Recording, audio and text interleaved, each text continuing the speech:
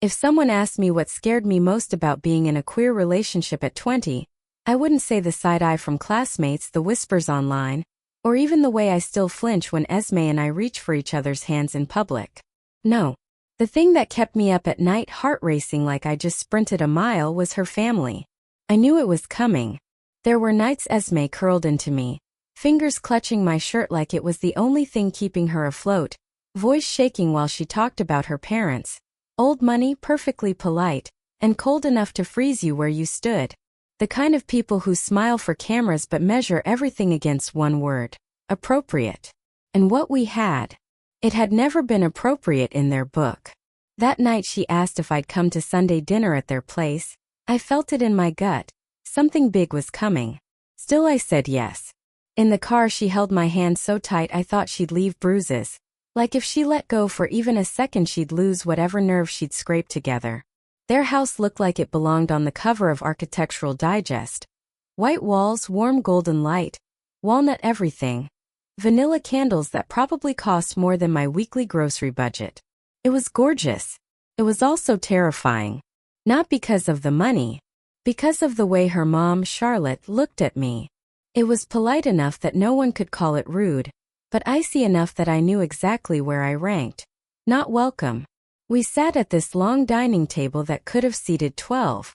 Her dad asked the standard rich parent questions. You're in the same department as Esme? Production track, right? Yeah, cinematography. Your folks in the arts too? No, sir. They're factory workers. I watched the way his eyes dipped, just a flicker like a file had been opened, judged, and closed. Disappointment. Not everyone has the means to chase creative passions. You must have worked very hard to get here on scholarship. A compliment that cut like glass. The rest of dinner was quiet torture. Esme kept trying to reach for my hand under the table and pulling back like she'd been burned. I just nudged her knee with mine. It's okay, breathe. I knew this was only the opening act. After dessert, Charlotte asked me to step out to the garden. I'd like a private word. Esme shot up. Mom. Stay put, darling. The tone shut Esme down instantly. I followed Charlotte outside. The night air was cool. Rose bushes trimmed so perfectly they looked fake. She folded her arms. I'll be direct to avoid any misunderstanding. My pulse hammered. You're a nice girl, she started, voice syrupy. But nice doesn't mean suitable. I clenched my hands. I don't follow. Yes, you do. Her voice turned sharp. Background, finances, future prospects. You and Esme are from different worlds. I don't want her throwing away everything for a relationship that will ask her to sacrifice who she is. We love each other. Charlotte's mouth thinned. Love doesn't last without foundation. And same-sex experimentation is just a phase for girls like Esme. It passes. Those words hit like a slap. I'm not a phase. She tilted her head. Every inch the woman used to being obeyed. You're smart. You understand what I'm offering. Step back now before this goes too far.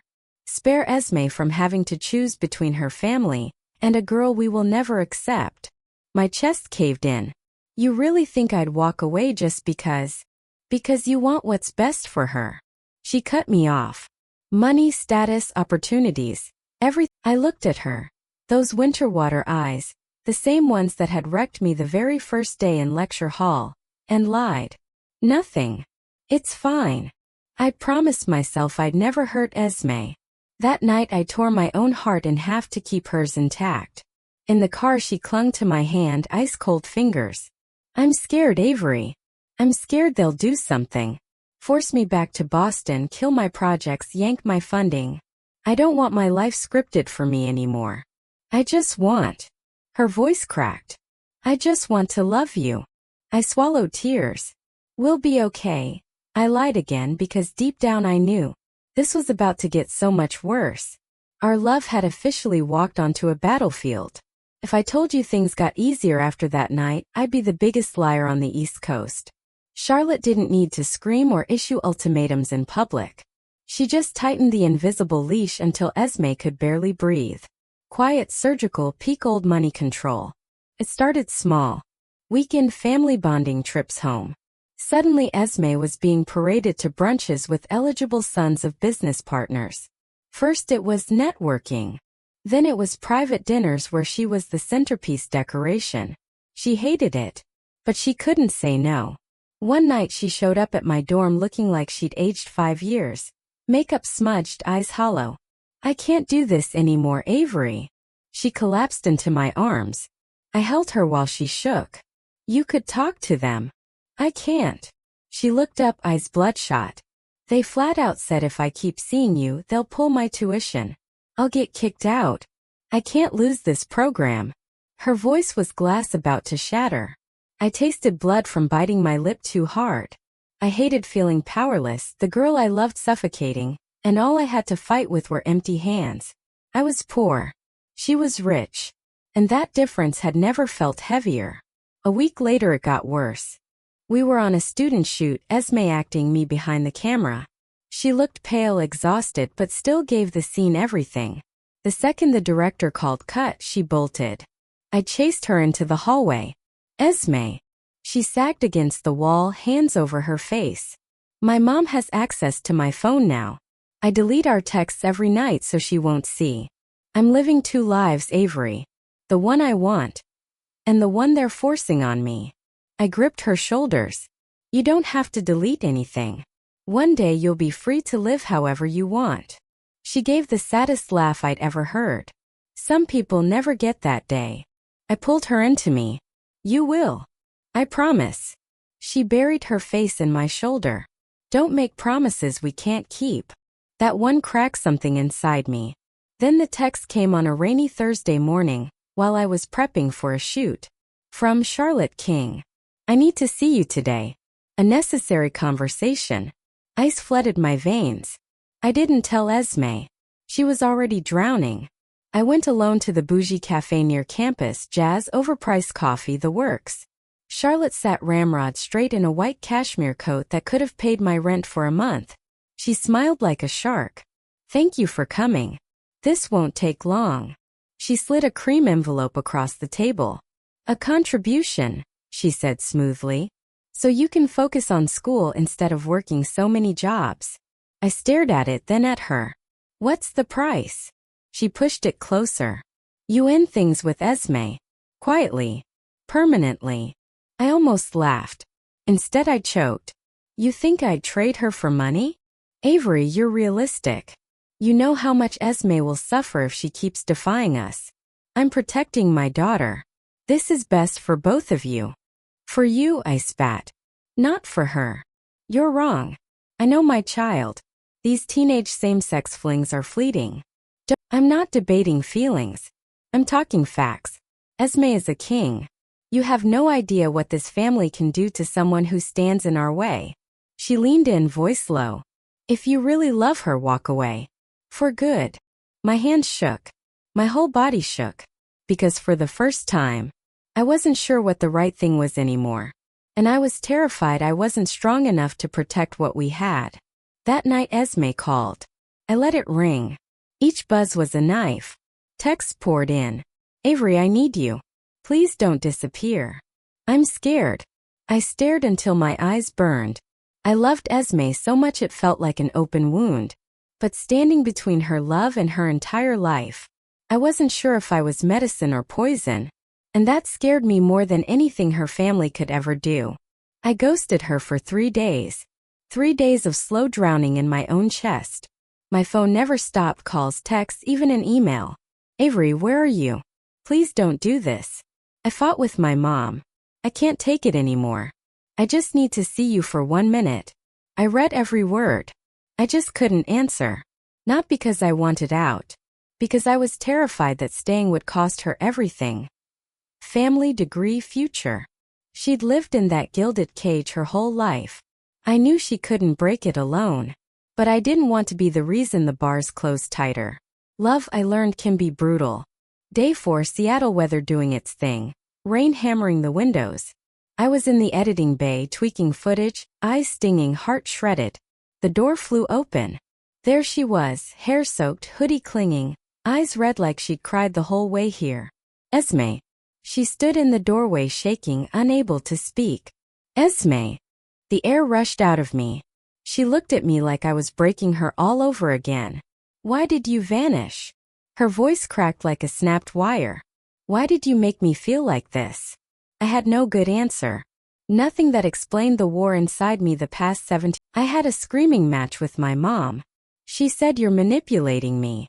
A bitter laugh. I've never heard her be that cruel. I wanted to hold her, wipe the rain and tears off her face. Impossible to tell which was which. Esme, I don't want you to lose your family. I don't want you forced to choose something you shouldn't have to. She grabbed me like she was afraid I'd vanish again. You think I want the life they're picking out for me? Her eyes were wild.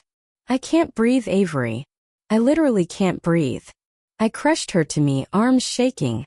She buried her face in my chest, words muffled and broken. I'm more afraid of losing you than losing them. That sliced me open, and somehow let me breathe again. I cupped her face, forced myself to meet those terrified eyes. You can't say that. You need your family.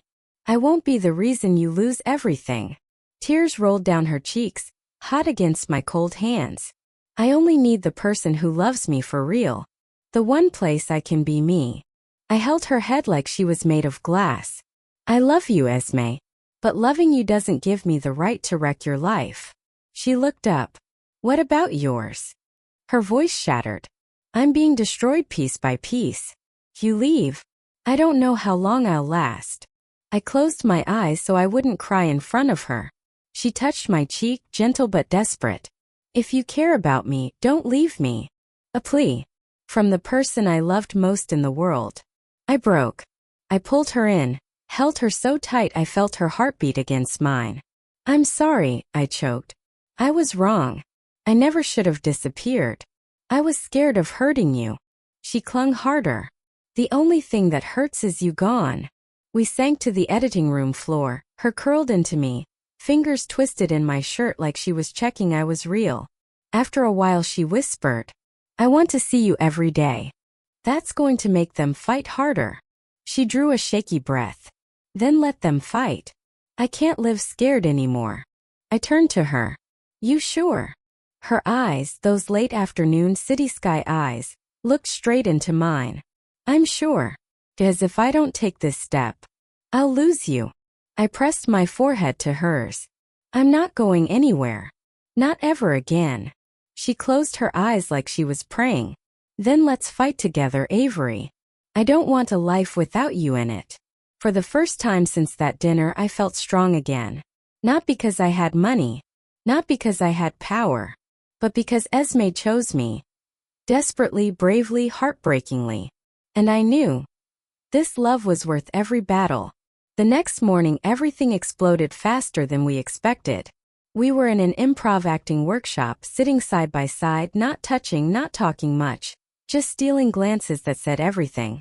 We'd survived a storm together. We'd chosen each other. That's when her phone started blowing up. I watched the color drain from her face in seconds. Esme? She looked at me, lips trembling. My mom's on campus. My stomach dropped. What? And she didn't come alone. Her voice cracked. She brought her personal fixer. This is about to be bad. I couldn't breathe. Not because I was scared of Charlotte. Because I was scared for Esme. Workshop ended in a blur. Esme kept staring at the door like a trapped bird hearing wings. I brushed her hand. I'm right here. You're not alone. She nodded, but her whole body was strung tight. Then the door opened. Charlotte King walked in, flanked by two men in suits who looked anything but friendly. The room went dead silent. Even our usually terrifying professor froze. Charlotte didn't look at anyone else. Just Esme. Esme. We're leaving. Her voice carried, calm, commanding, impossible to ignore. Esme shot to her. You're spiraling. I'm here to bring you home.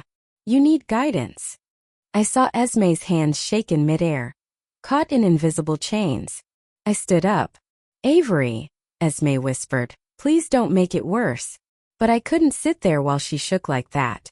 I stepped forward. Mrs. King, this is a classroom.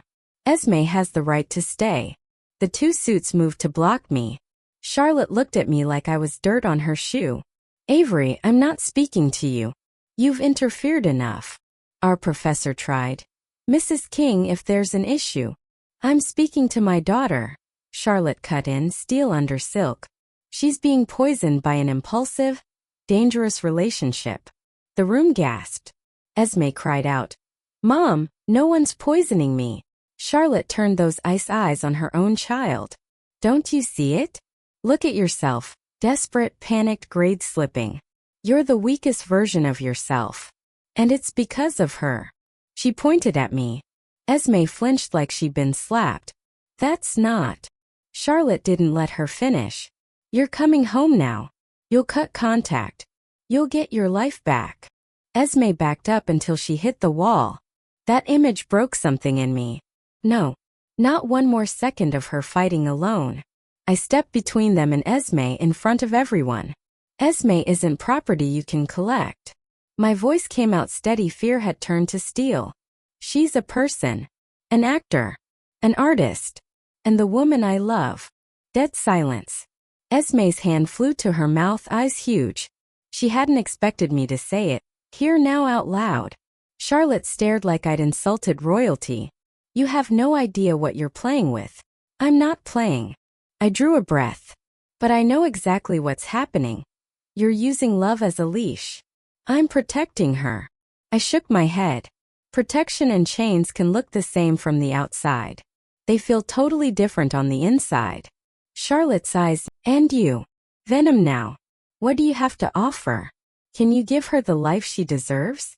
Security? Status? A future? I didn't lie. I didn't brag. I just told the truth. I can't give her those things. But I can give her the one thing you won't. Which is freedom. Silence, thick, heavy, electric.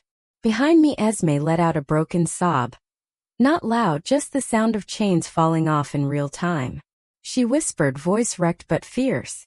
Avery, don't leave me again. I turned. She was crying, cheeks flushed, but her eyes were clearer than I'd ever seen them. I took her hand. In front of everyone. In front of her mother. Esme squeezed so hard her knuckles went white. I'm not going, she said, voice shaking but steady. I'm done being quiet. Charlotte looked like the ground had just shifted under her perfect world. The suit stepped forward. Don't touch me. Esme shouted. The room froze. I pulled her behind me, shielding her on instinct. Charlotte drew a long breath. Then let it out like someone realizing this war wouldn't be won today. Very well, Esme. If you want a war, you'll have one. She turned and left. The door slammed like the end of an era. Esme launched herself at me, arms around my neck, shaking so hard I thought she'd shatter. Avery. I'm so scared. I held her together with everything I had. I know, I whispered into her hair. But I'm here. And you're not fighting alone anymore. Outside, the Massachusetts rain kept falling. Like the opening drumbeat of the storm we just walked into. I lost track of how long I stood outside Esme's apartment that night. The wind cut through my thin jacket, but the real cold was the memory of her face stepping out of her mom's Lexus the night before. Pure terror stretched thin. When she opened the door, her eyes were still red. Avery. Her voice was hoarse. You came. I need to talk. If you'll let me. She hesitated, then stepped aside. Her family-funded apartment was always spotless. Tonight the air felt heavy enough to bruise. She shut the door and leaned against it, arms wrapped around herself like she was holding herself together. Last night, she dragged in air. Mom said I need to correct my behavior before I go too far. She used that word, Avery, like I'm a machine with a glitch. My heart twisted. I took a step. She shook her head. Don't. If you touch me right now, I'll fall apart. I stopped, leaving that tiny, agonizing gap between us. I'm sorry I put you in the middle of this, I said, even though I knew I wasn't the problem, just the target. No, instant. Fierce. Never your fault. My mom. She's always controlled everything. My major, my credits, who I'm allowed to be friends with. I let her. But you? She can't stand that she can't control this. She swallowed hard. She said I'm just temporarily confused. And I need to remember who I am. I know who you are, I said, stepping closer anyway. You're kind, brilliant, strong. And I love you. You know what hurts most? She mumbled into my chest. I want to hold your hand on the street, kiss you outside class. But I keep looking over my shoulder for someone who might know my mom. I hate hiding you like you're something shameful. I stroked the hair at her nape. I don't need you to come out tomorrow. I just need to know that when you picture the future, I'm in it. She pulled back, looked at me for a long time, then nodded. You are. One word. Enough to ease the ache. She reached up, touched her voice shook, but it didn't waver. I stared. You said no. She nodded, tears falling but a smile breaking through. Scared, proud, luminous. I told her I'm not deviant, that I'm in love with a woman, that this isn't rebellion or a phase, and that I'm done living a life that doesn't have you in it. My heart was going to explode. Esme. And yeah, she laughed, bitter and bright. She lost it. Said I'm ruining my future, that until I come to my senses I'm no longer her daughter. I reached for her. I'm so sorry. I never wanted you to lose them because of me. She grabbed my hands, fierce. No. Listen. This isn't because of you.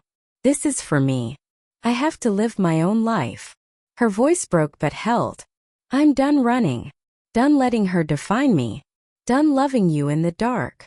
She looked at me, eyes shining like she'd finally found herself. It's going to be hard. But I choose you. I choose this love. I choose me. Tears stung my eyes, this time from something so beautiful I almost couldn't stand it. So what now?